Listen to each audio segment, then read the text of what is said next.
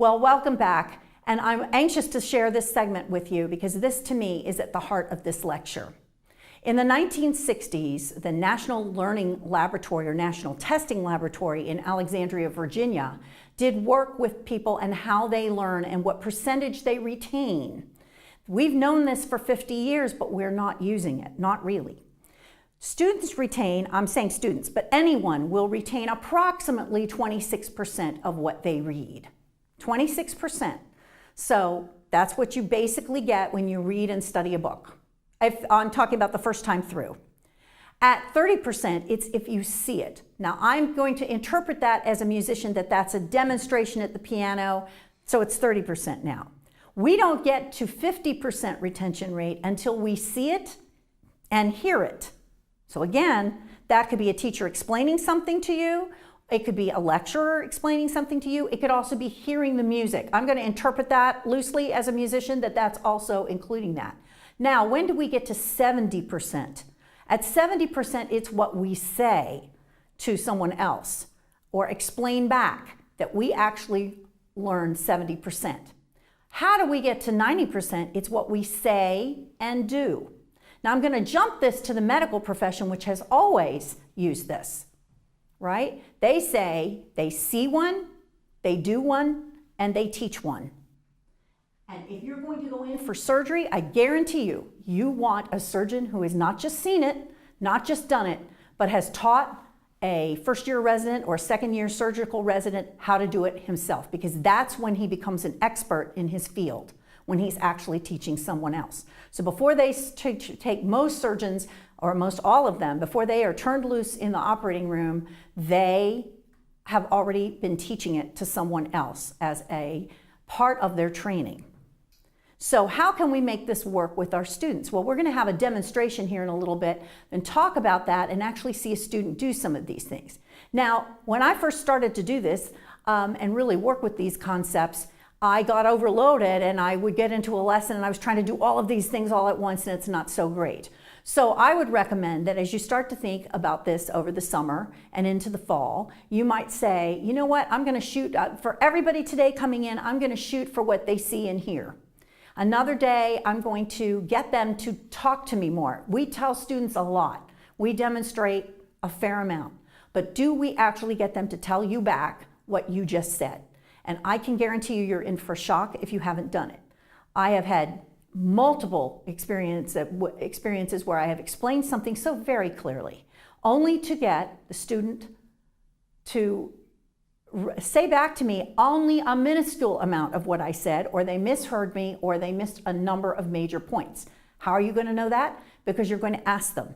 Now, can you pretend I'm the student and you're the teacher? Can you tell me that? Or can you give me a summary for an older student, you know, middle school, 6th, 7th, 8th grade? Can you give me a summary of what I just said so that we're on the same page, so that they know what they said? But what they say and do is paramount. It's important that we get them to demonstrate for you in the lesson what you are saying. Get them to do it several times so it sticks.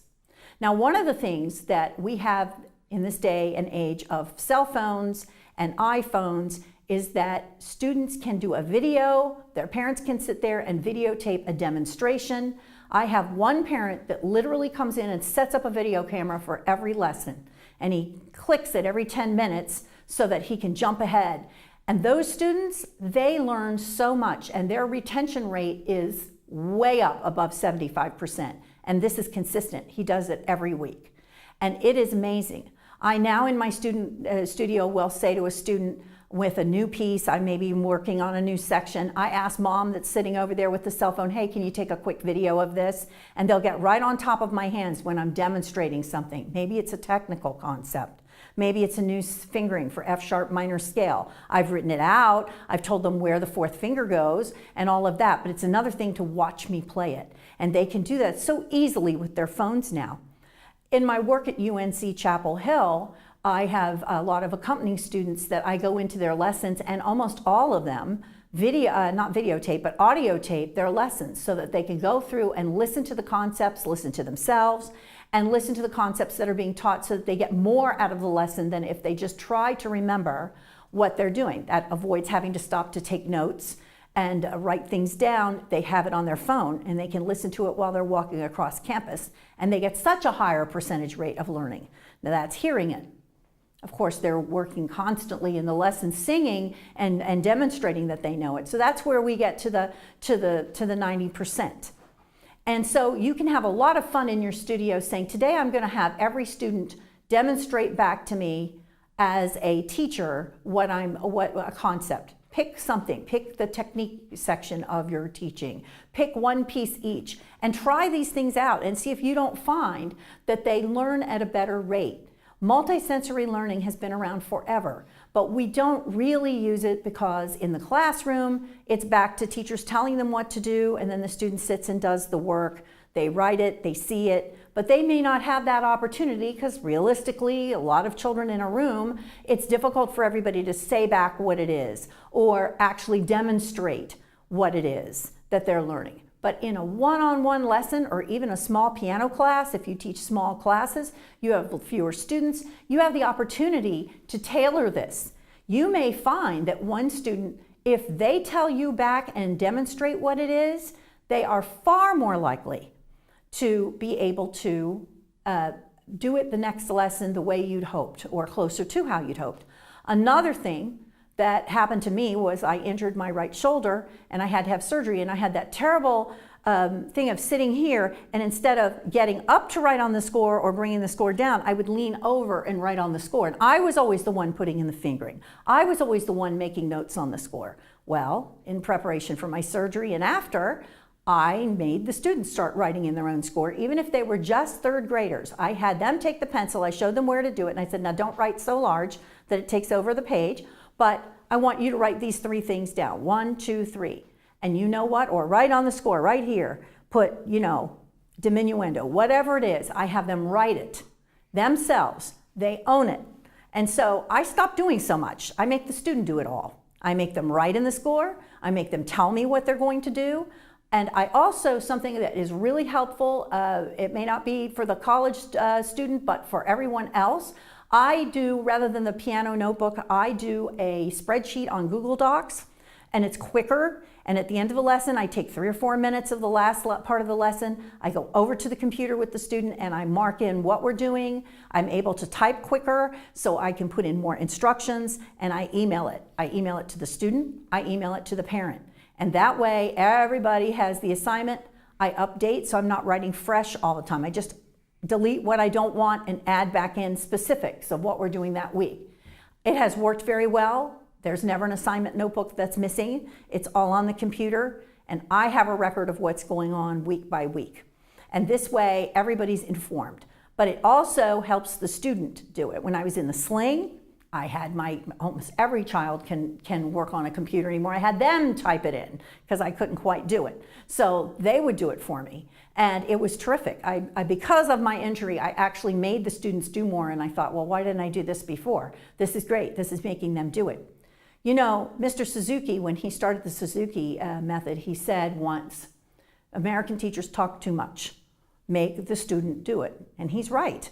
We tend to instruct and teach and all of that. He said, make the student work. Quit doing so much for them, whether it's writing in the score, whether it's explaining a concept. Get them to do it, and they will own it. Now, I think this is at the core. If you haven't really experimented with having students talk to you about what you've just learned, or having them actually demonstrate, say, and do it, or teach you as the student as they understand it, that is a biggie. And if you could just grab hold of that one thing and throw it into your lessons on a regular basis, I think you would see the percentage rate of what your students learn go up. And after all, that's what we want. I had a professor once tell me, you are in the ballpark if you can get someone to be 70% of what you say to them, they can put into the music and do successfully. That is a good student if you can get to 70%. Well, gee, what if you could get to 90%? And I think with all of the iPhones and abilities to tape without troubles, being able to just tape easily at the touch of a button, we are missing out if we don't use all of those things in our studio for all students. But you can imagine someone with a focus issue needing to do this so that they can go back and recap what you said so they don't lose it. My spreadsheets are wonderful, it's nice to do, but at the end of the day, if the child with focus issues doesn't read my spreadsheet, we've got a problem. But they're much more likely to listen to the video or watch the video for 5 minutes that mom put on the video camera so that they can see again what they did and then go straight to the piano and practice it, and they're far better off.